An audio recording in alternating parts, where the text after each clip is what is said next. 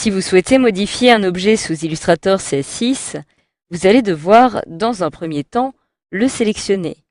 Alors pour cela, vous disposez de différents outils que vous allez d'ailleurs découvrir dans cette formation, que vous allez pouvoir utiliser à tout moment afin de les sélectionner. Donc, comme vous pouvez le voir, j'ai ici un dessin, une petite illustration qui est divisée en plusieurs calques. Celle-ci est au nombre de 3, et dans chaque calque, je vais pouvoir retrouver les groupes qui sont composés de mes différents tracés. Donc admettons maintenant que je souhaite, par exemple, sélectionner un objet très simple. Il me suffit tout simplement de cliquer sur l'outil de sélection auquel je peux accéder tout simplement en appuyant une fois sur la touche V. Cet outil va vous permettre tout simplement de sélectionner des objets ou des groupes en cliquant dessus une fois. Donc par exemple, admettons que je souhaite sélectionner la flèche qui apparaît ici, il me suffit de cliquer une fois dessus et automatiquement je viens de sélectionner le tracé. Alors, vous pouvez aussi procéder de la même façon, mais cette fois-ci en faisant glisser votre curseur. Donc pour cela, il vous suffit de cliquer pas très loin de la flèche. Je maintiens mon clic enfoncé et je me déplace afin de pouvoir sélectionner l'objet de mon choix. Donc, cela va être très utile, par exemple, mettons que je souhaite sélectionner toute l'éolienne, je peux procéder de cette façon pour la sélectionner dans son intégralité, car si j'avais tout simplement cliqué sur un tracé, j'aurais uniquement sélectionné le tracé qui lui correspondant. Comme vous pouvez le voir, ici, les petites hélices n'ont pas été sélectionnées. Je peux donc procéder de cette façon pour avoir un peu plus de précision dans ma sélection. Alors à chaque fois que vous allez sélectionner un tracé, vous allez donc avoir un point bleu qui va apparaître dans les calques. Donc cela est le cas ici, par exemple, lorsque je sélectionne un objet, admettons celui-ci, j'ai un petit encadré qui m'indique que celui-ci est sélectionné.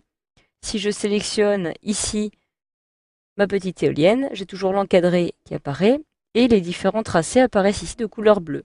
Alors comme vous pouvez le voir, maintenant que mon éolienne est sélectionnée, automatiquement j'ai ici un petit carré bleu qui apparaît sur le calque 1.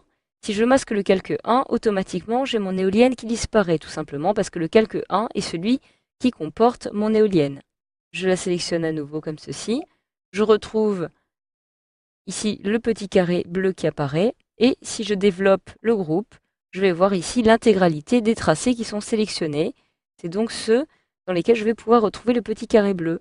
Si maintenant je sélectionne à la fois par exemple l'éolienne et la flèche verte, je vais avoir ici donc le petit carré bleu qui correspond à mon calque qui est de couleur bleue, mais aussi un petit carré vert qui m'indique que mon calque 3, qui est associé à la couleur verte, est sélectionné de la même façon. Je regarde ce que comporte le calque 2, donc par exemple ici les nuages. Si je sélectionne maintenant les nuages, je vais avoir un petit carré rouge qui va apparaître.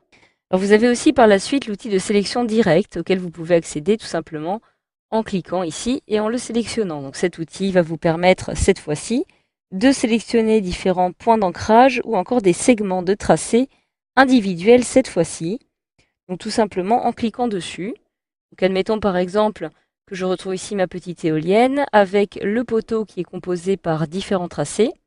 Si je souhaite sélectionner un seul tracé avec la flèche noire, cela n'est pas possible. Il me faut donc utiliser l'outil de sélection directe, la flèche blanche, pour sélectionner les tracés un par un.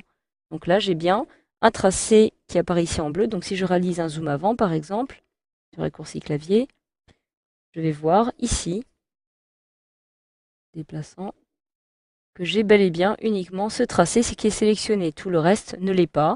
Je peux procéder de la même façon, par exemple, ici avec l'hélice. Alors, je peux aussi sélectionner uniquement un point d'ancrage. Ici, un point d'ancrage qui apparaît. Pour le sélectionner, je clique dessus. Celui-ci apparaît de couleur bleue, il est donc sélectionné.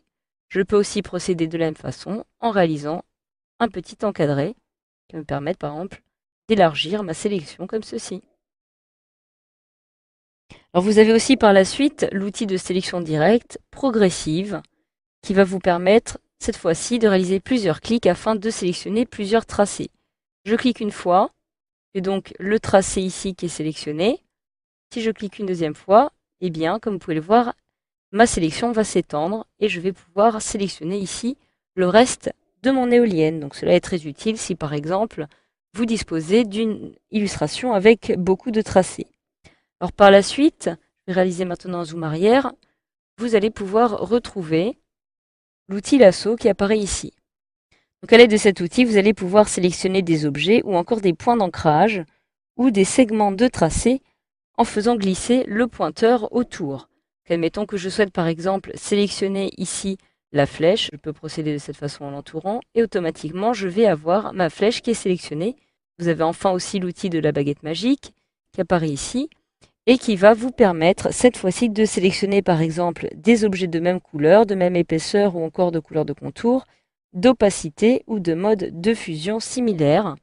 Donc par exemple sur le dessin qui apparaît ici, j'ai plusieurs objets, plusieurs tracés qui apparaissent de couleur noire. Si je clique par exemple sur cette flèche-ci qui apparaît de couleur noire, je clique une fois dessus et automatiquement tous les autres objets qui apparaissent de la même couleur vont être sélectionnés. C'est le cas par exemple des formes qui apparaissent ici, mais aussi par exemple de cet arbre, etc., etc. Alors évidemment, comme vous l'avez pu remarquer, lorsque je sélectionne un objet, celui-ci va apparaître de la couleur qui lui correspond sur le calque. Donc par exemple, mon éolienne apparaît en bleu, puisque la couleur associée à ce calque est de couleur bleue. Mon arbre apparaît de couleur verte. En effet, si je masque ce calque-ci, je vais avoir l'arbre qui disparaît. Il s'agit bien de la couleur verte. En ce qui concerne par exemple ici l'herbe, celle-ci est associée à la couleur rouge. Donc voilà, si vous souhaitez maintenant désélectionner vos éléments, vous pouvez vous rendre dans le menu sélection et cliquer sur désélectionner. Vous pouvez d'ailleurs utiliser le raccourci clavier majuscule CTRL A qui vous permettra de désélectionner la sélection actuelle. Je clique sur désélectionner et automatiquement, j'ai désélectionné tous ces éléments.